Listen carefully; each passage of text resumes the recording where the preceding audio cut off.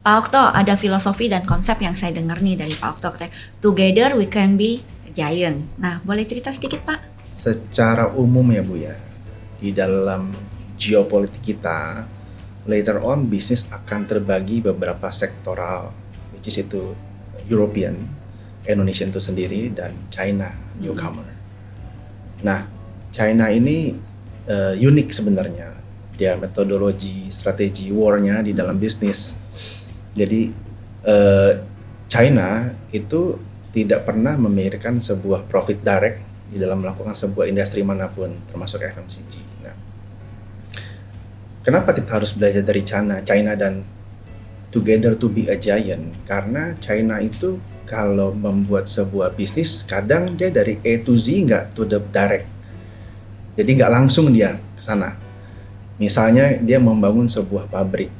Ada satu pabrik, di dalamnya ada 17 pabrik. Lucu kan Pak sebenarnya? Nah, mereka membangun sebuah retail, yang kita tahu ada sebuah merek.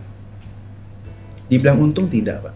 Tapi ternyata mereka membawa 3-4 kontainer untuk jual houseware China, kitchenware China. Karena mereka semua sifatnya bersatu Pak. Jadi ada sebuah perusahaan manufacturing besar, mereka membangun akuisisi logistik, mereka juga mengakuisisi sebuah pabrik-pabrik makanan, padahal mereka teknologi, itu apa?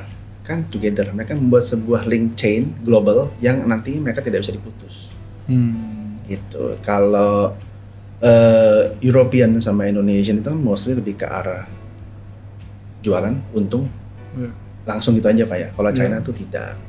Mereka membangun sebuah sistem masif, baru mereka bergerak secara bersama. Nah itulah kadang yang ironically-nya untuk orang Indonesia. Mereka lebih ke arah single fighter, kadang antara Indonesian pengusaha malah Berkompetisi ya. nggak berkolaborasi. Nggak berkolaborasi. Iya, seperti itu. Contohnya perusahaan A, dia bikin pabrik di China, dia sendiri. Kenapa nggak bersama? Developer ke sana, hotel ke sana, market ke sana, pabrik ke sana, plastik ke sana, and then they make a community business di sana. Itu kan yang dilakukan